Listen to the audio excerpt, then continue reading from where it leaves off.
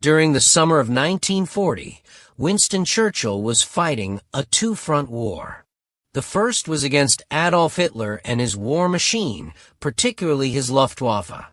The second was against a United States that was determined to remain neutral at all costs, against a defeatist U.S. Ambassador Joseph P. Kennedy, against an isolationist American public, and against a politically pragmatic President Franklin D. Roosevelt. On July 16, 1940, Adolf Hitler issued Directive No. 16 on the preparation of a landing operation against England, since England, despite her militarily hopeless situation, still shows no willingness to come to terms. I have decided to prepare a landing operation against England, and if necessary to carry it out. Actually, Hitler did not look forward to an invasion of England, and would have preferred an armistice. But he had absolute confidence in his military forces.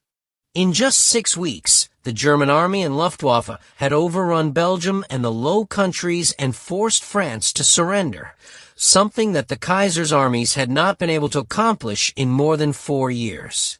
During July, the Wehrmacht began preparations for Operation Sea Lion, the invasion of England's Channel coast.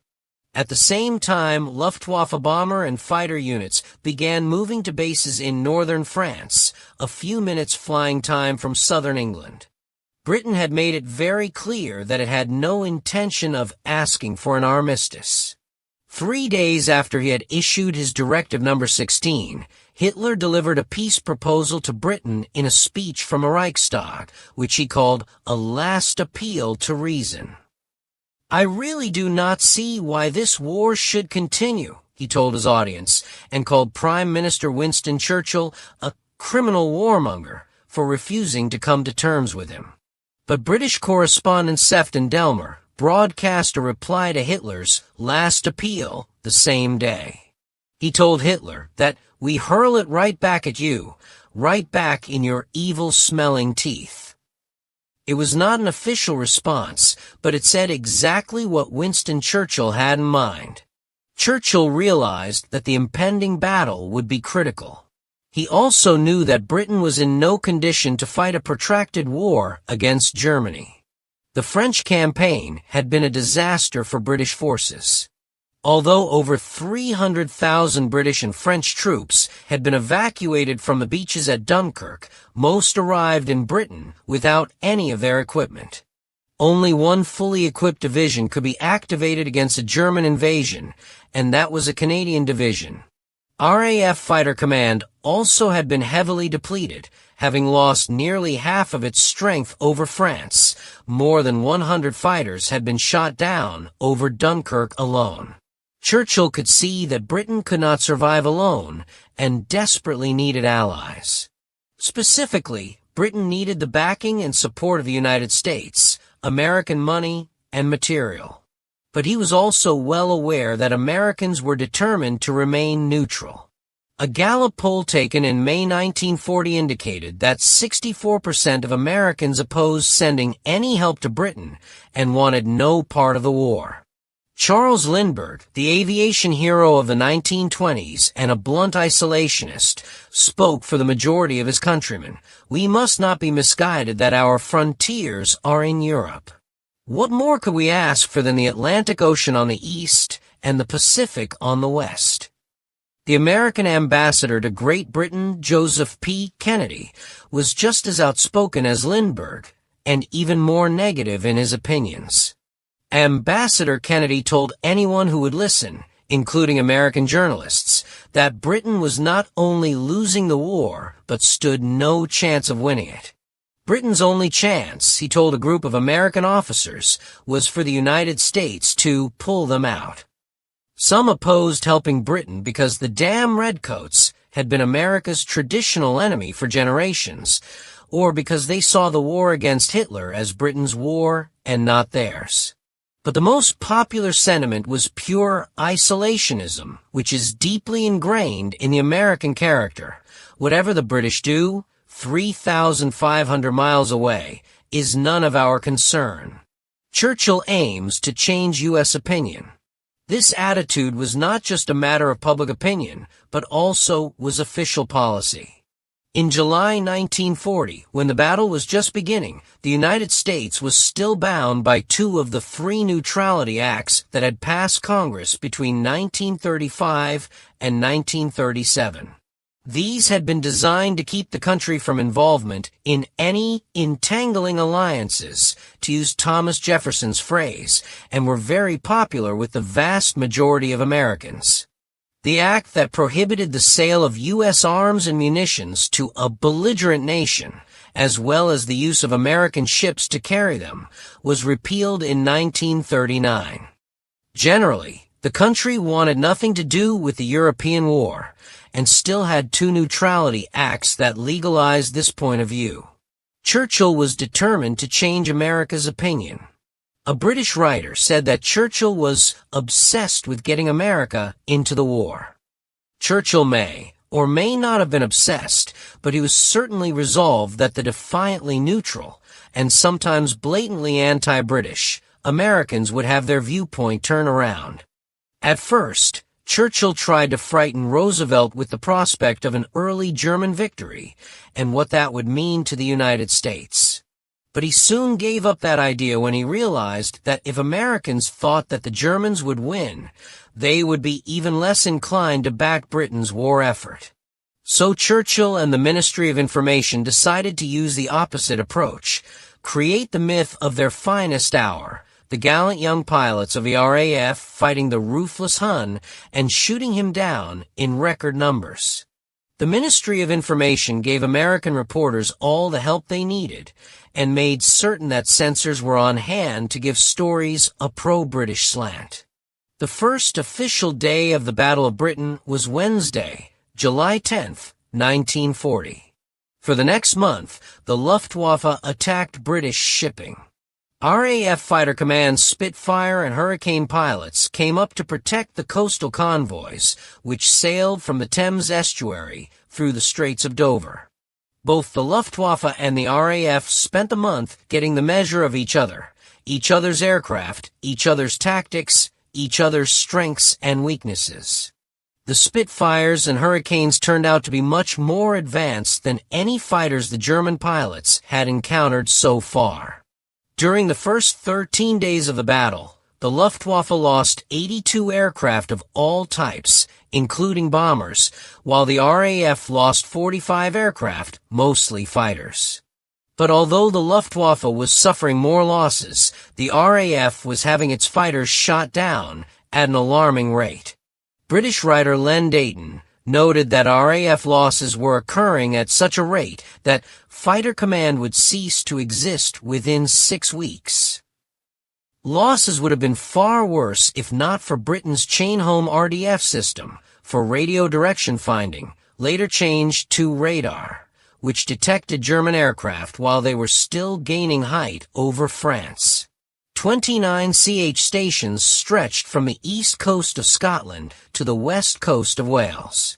Each of these could detect an airplane at a range of about 120 miles. Chain-home low stations, which used a shorter wavelength than CH stations, were able to plot low-flying aircraft about 50 miles from the coast. The CH network gave RAF Fighter Command a vital edge over the Luftwaffe. By keeping track of the height, range, and course of an incoming raid, the radar stations eliminated the need for fighter pilots to fly standing patrols. These CH stations were also a constant source of frustration for German pilots. Whenever they approached the coast, with rare exceptions, the Spitfires and Hurricanes were always there to meet them. No one, including Luftwaffe Commander-in-Chief Hermann Göring, knew exactly how these radar stations operated, but everyone knew where they were located. The 350-foot-tall aerials were visible to anyone on the French coast with a pair of binoculars. Göring agreed that the stations should be put out of action and ordered a change of targets, from shipping in the Channel to the CH stations and Fighter Command's sector airfields. Battle, public opinion setbacks suffered. The Battle of the Channel, der Kanalkampf, had not been a clear-cut victory for the Luftwaffe, but it did give the German Air Force a decided edge. During July and early August, the RAF lost 148 aircraft, along with many veteran pilots. The aircraft could be replaced. Lord Beaverbrook, the Minister of Aircraft Production, was doing an outstanding job in supplying the depleted squadrons with replacement aircraft, but there could be no mass production of replacement pilots. The new pilots from training units may have been enthusiastic, but they were also inexperienced. The other battle, the effort to sway the American public to Britain's side, was also not going as well as Prime Minister Churchill would have liked. The American news media continued to broadcast stories about the air war over southern England, and most Americans were interested in hearing about this new kind of warfare. But the general opinion toward the war had not changed during July. The vast majority of Americans still preferred to remain neutral.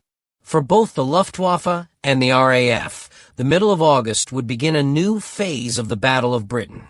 The battle would now be one of attrition against fighter command.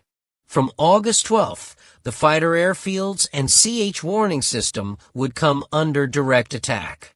In Directive Number 17, which had been issued on August 1st, Adolf Hitler declared his intent to intensify air and sea warfare against the English homeland. Specifically, he ordered, 1. The Luftwaffe is to overpower the Royal Air Force. 2. After achieving temporary or local air superiority, the air war is to be carried out against harbors. After these two items had been accomplished, the Luftwaffe is to stand by in force for Operation Sea Lion. Führer has ordered me to crush Britain. Reichsmarschall Hermann Göring was enthusiastic about his new assignment. He thought it was fitting to his rank and station in the Nazi regime. He called a meeting of senior Luftwaffe commanders at The Hague to discuss the impending battle. The Führer has ordered me to crush Britain with my Luftwaffe, he said.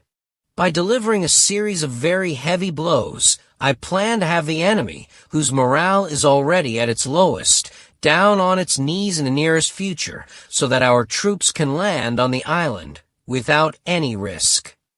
Göring believed that the RAF pilots were not as good as his, in spite of the fact that Fighter Command had been giving a good account of itself for the past several weeks, and in spite of the fact that his senior commanders assured him that this was not true. The Reichsmarschall had a tendency to believe his own propaganda, which was one of his many failings as Luftwaffe Commander-in-Chief. The American failure to anticipate the attack was not just a matter of missing intelligence. It was a systemic failure to think creatively about the enemy's capabilities and intentions. The result was a catastrophic lack of preparation. When Japanese planes descended on Pearl Harbor on the morning of December 7th, the base was largely unprepared for a sustained assault. The U.S. fleet was anchored in a predictable pattern. Aircraft were parked in rows on the tarmac, and there were insufficient air patrols or defensive measures in place to detect or prevent the attack. The U.S. Navy played a key role in monitoring Japanese activities in the months leading up to the attack. Commander Joseph Rockefort and his team of cryptanalysts at Pearl Harbor were tasked with intercepting and decoding Japanese military communications. Unfortunately, despite months of effort, the Navy was unable to uncover the specific details of Japan's plans, particularly the location of its attack force. Rockefort's team, however, had managed to identify certain patterns in Japan's movements that should have raised suspicions.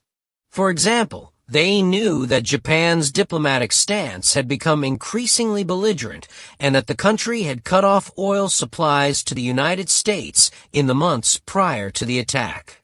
Nevertheless, the U.S. Navy was unable to correlate these factors with the likelihood of a military strike on Pearl Harbor. The focus of intelligence gathering was more on Japan's broader strategic intentions rather than on the precise timing and location of its attack. In the critical weeks leading up to the attack, there were significant intelligence signals that suggested Japan was preparing for war.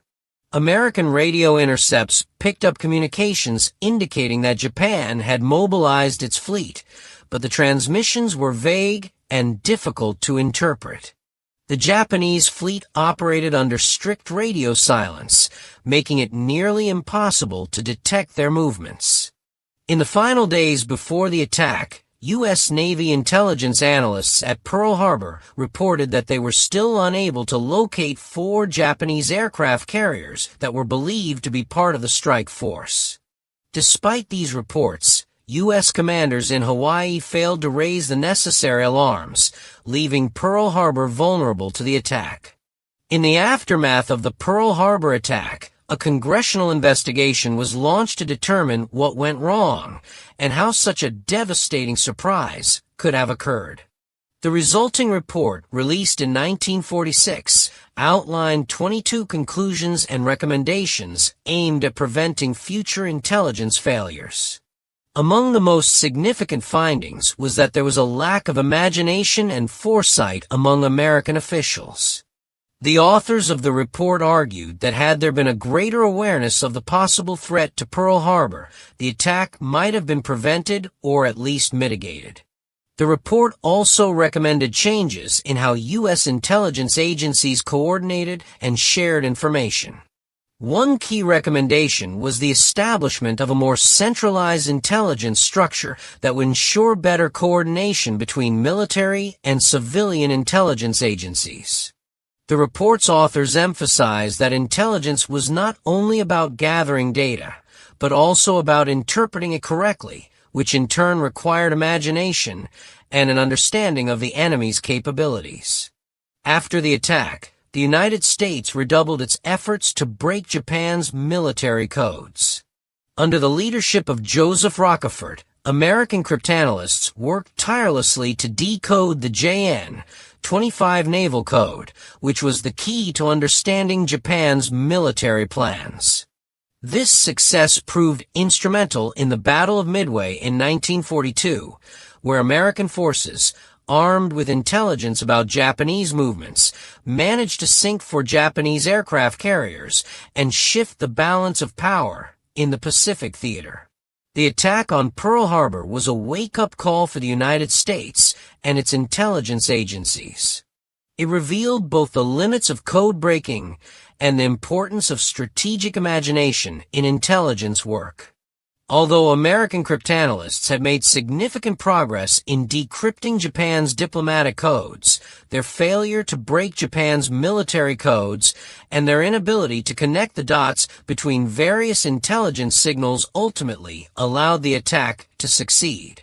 The lessons of Pearl Harbor about the importance of imaginative thinking, the need for better coordination between intelligence agencies, and the crucial role of both human intelligence and technical intelligence have had lasting impacts on the U.S. intelligence community.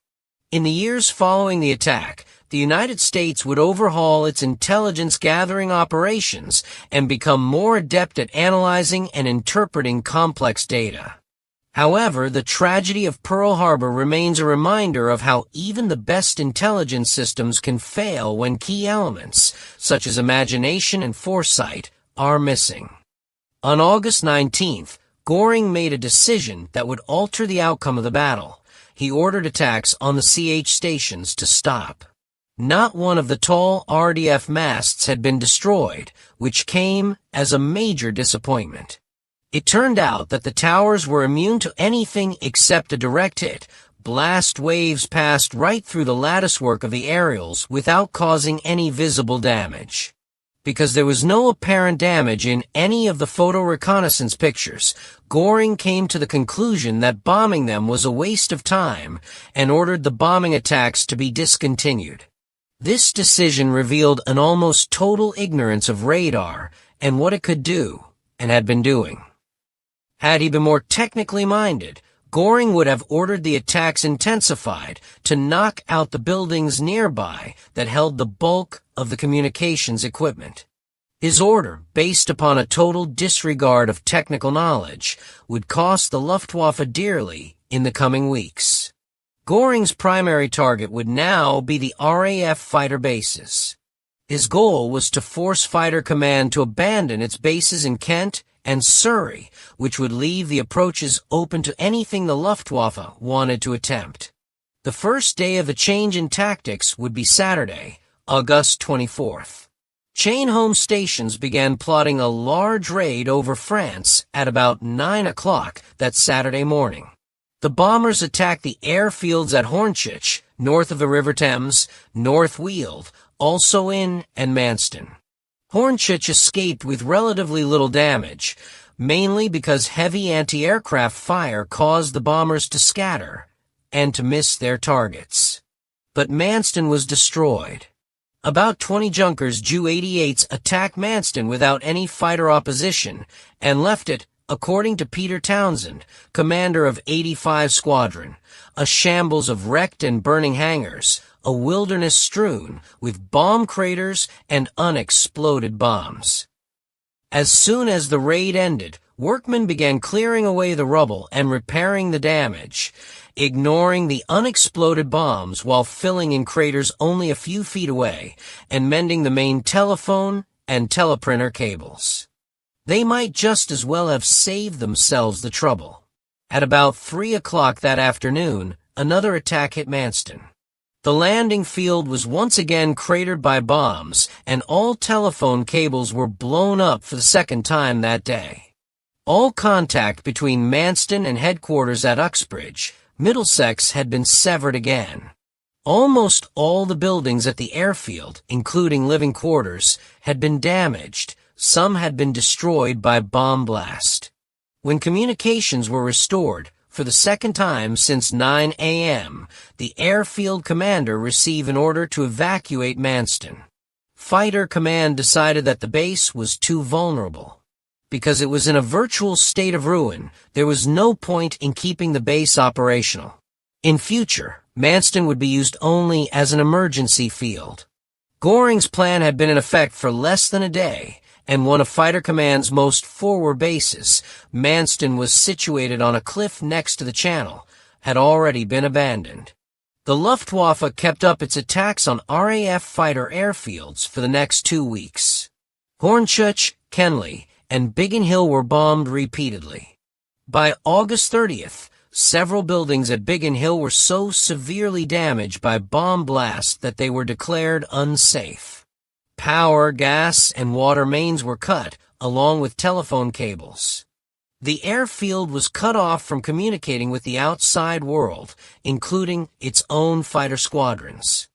Maintenance crews had Biggin operating again by the following day, but at greatly reduced capacity. The day's losses for August 30th came to 36 aircraft for the Luftwaffe and 24 for the RAF. 11 RAF pilots were killed. But for the RAF, even more ominous than the number of pilots lost was the fact that the Luftwaffe's attacks were not being stopped. The bombers were penetrating the defenses and getting through to their targets, which were mainly Fighter Command's airfields. The battle was not proving to be easy for either side. The Luftwaffe and RAF were too evenly matched for that. But the fighting had unmistakably tilted in favor of the Luftwaffe. The RAF was losing too many aircraft, far too many pilots, and was no longer able to defend its airfields or any objective that the Luftwaffe chose to attack. On August 31st, the Luftwaffe began at about 8 a.m. and continued its unrelenting attacks on Fighter Command's airfields, North Weald, Croydon, Biggin Hill, Hornchurch. In the early afternoon, Croydon and Biggin Hill were bombed again. Hornchurch and Biggin Hill were probably hardest hit. At Hornchurch, the attack began at 1:15 p.m. when Dornier twin-engine bombers of Camp Jeschwader 3 dropped about 60 bombs on the airfield. Biggin Hill's attack began later and very nearly put the airfield out of action. By September 1st, Biggin Hill was finished as an effective fighter base.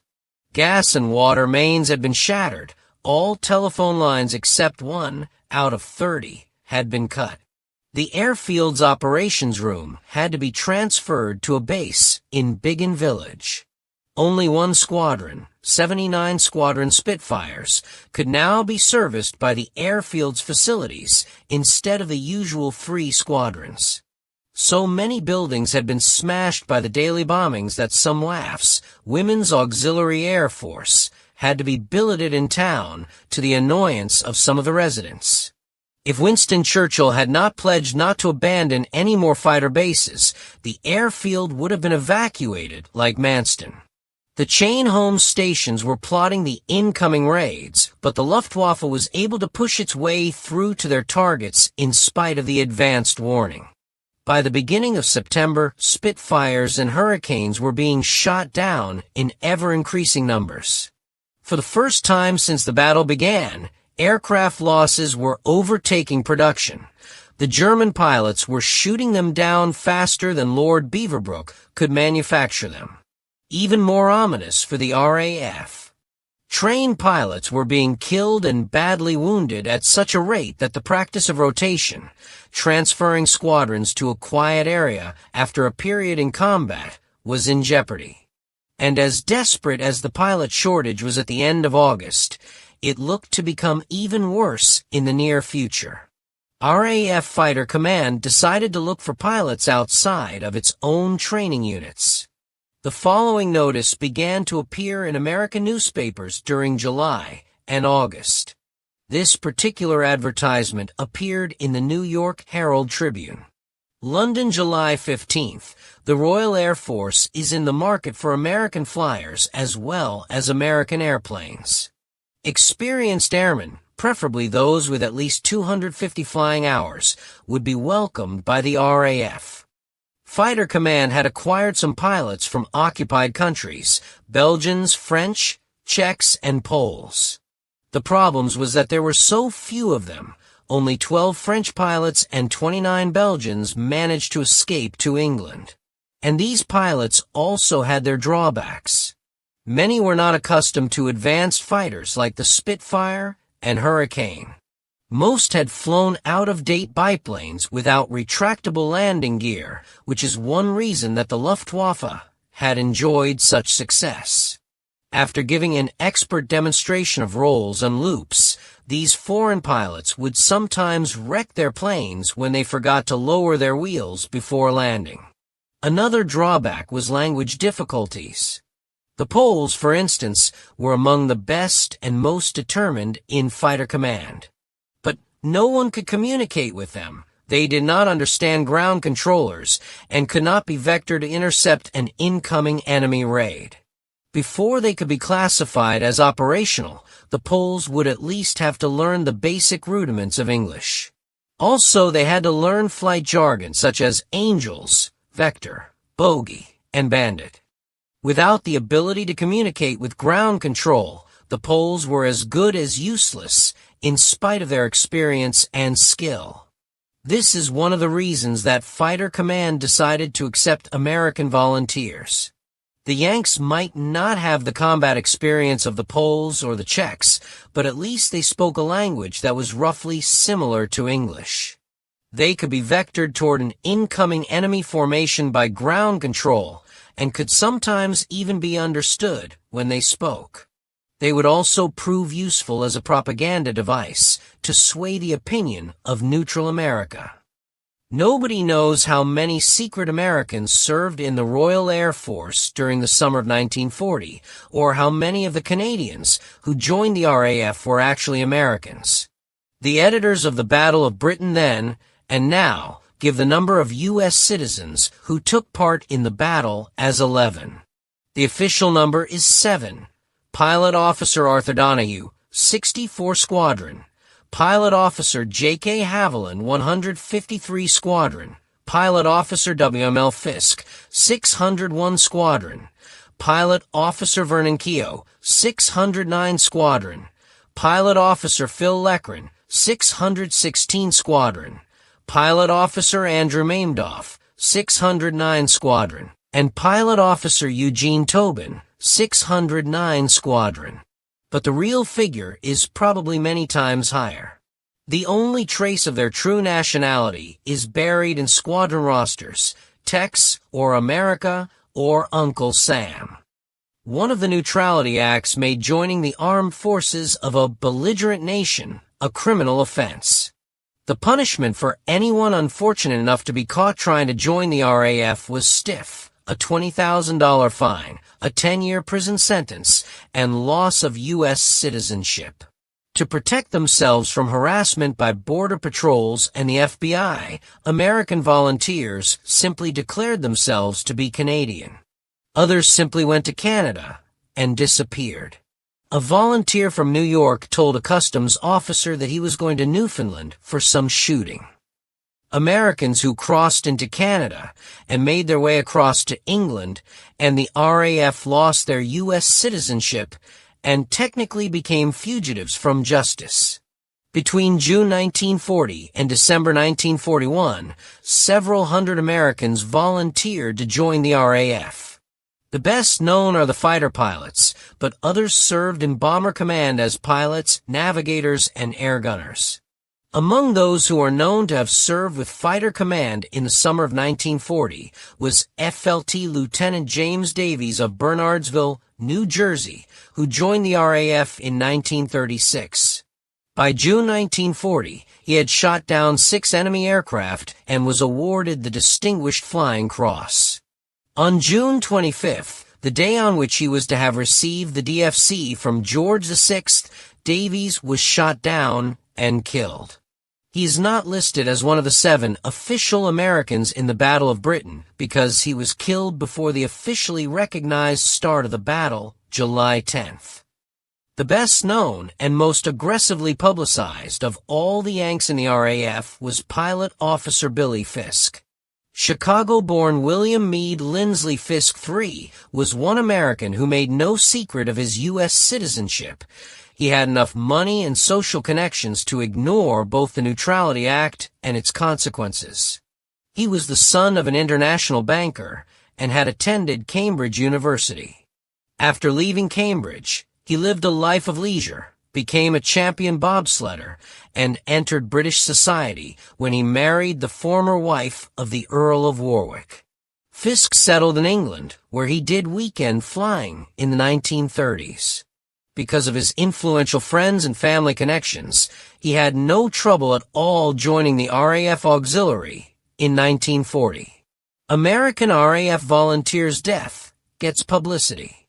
On August 16th, Fisk's Hurricane was hit by enemy fire, but he was able to crash land at Tangmere 601 Squadron's base in Sussex. He was burned on the face and hands, but did not seem to be seriously injured. The next day, however, he unexpectedly died of shock.